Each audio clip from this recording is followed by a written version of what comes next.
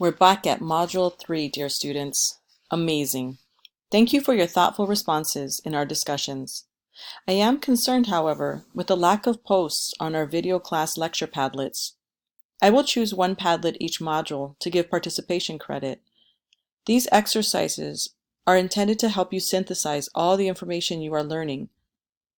All right, let's jump in and see what this module brings. In this module, we will cover 3 chapters: Identity, Autonomy, and Achievement. You will have 2 assignments due at the end of the module, a reflection and a reader's response, though there are activities you'll do during the course of the readings and going through the presentation. You will also continue working on your bibliography and begin planning your midterm. The midterm is discussed in more detail in a separate video. Remember, continue reading your textbook. I look for citations and reflections that demonstrate your synthesization of the textbook into your assignments. All right, let's look at this week's presentation.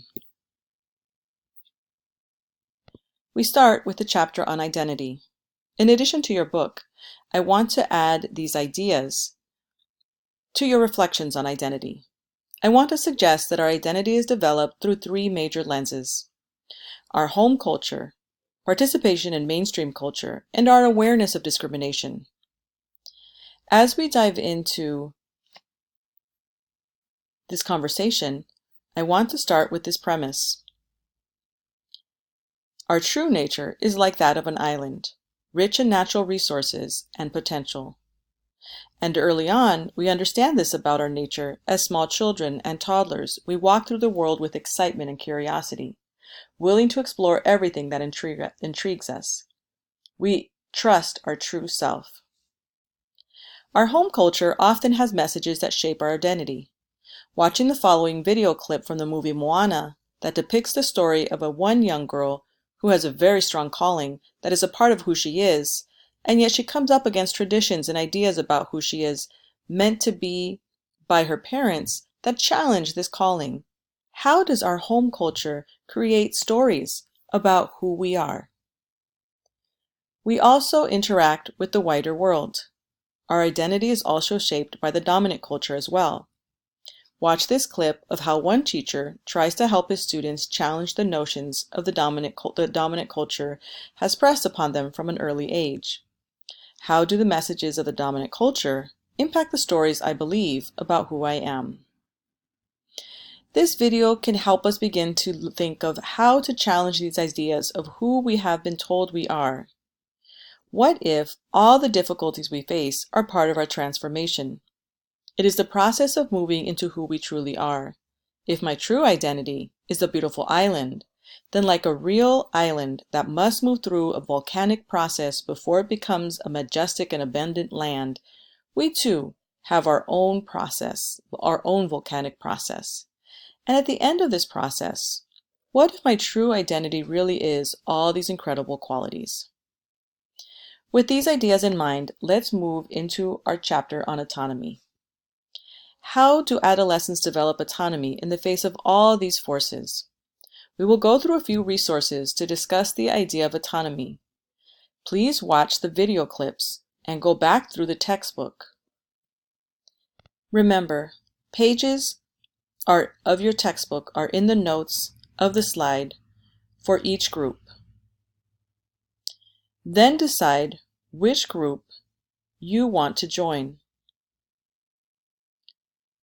Post your reflections in the Padlets at the end of the chapter discussion.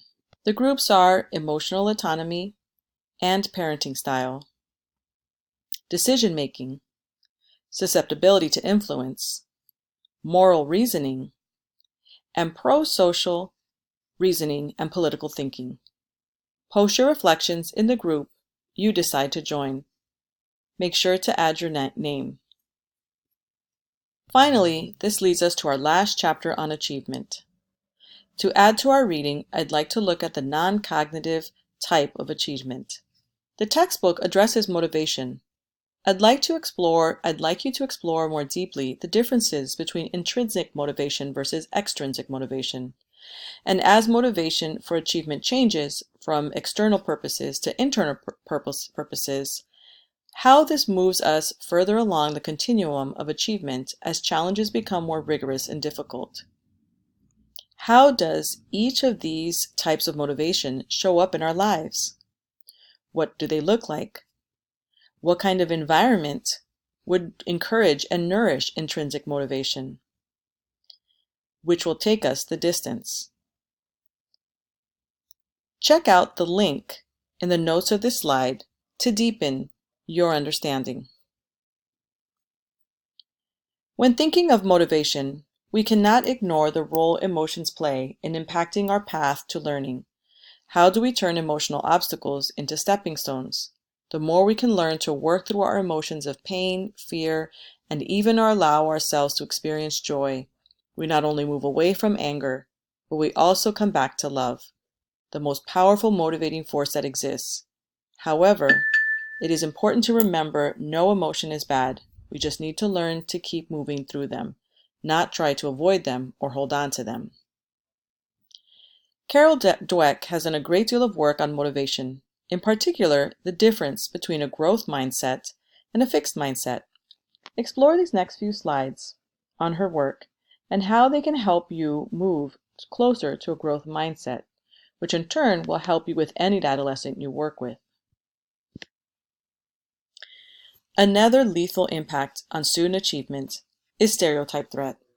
Watch this video to see the powerful experience this teacher had with her students as they explored this concept, and again, reflect on how you might resist stereotype threats.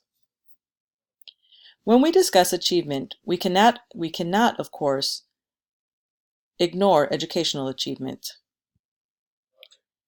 It is important to understand how something as simple as praise can impact educational achievement.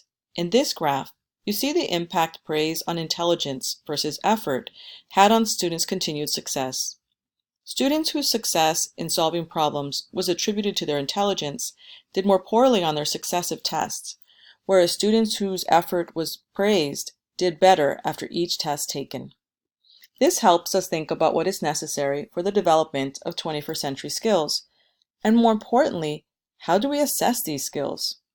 To explore further just this idea, check out the article this graph comes from. That's right, the link to the article is in the notes. Finally, reflect on 2 ahas you came away with from this chapter and post it on the Padlet. Now to your assignments. You'll watch this thought-provoking TED Talk from author Chimamanda on the danger of a single story. Remember to look to the syllabus to see what is expected from you in a reflection. This is not a quick write, so one quickly written paragraph will not qualify as a full reflection. You will watch another TED Talk, this time Carol Dweck, on the power of not yet. This time you will do a reader's response. Remember, reader's response has a very extensive criteria of 7 ways in which you can address the video, synthesizing with the chapter you read and resources you reviewed in the video lesson. This is an extensive response, and you need to write it as such. Content as well as format matters. And of course, continue your weblography. You have been doing a great job. Continue and forge ahead. Reach out as always with any questions. I'll see you online.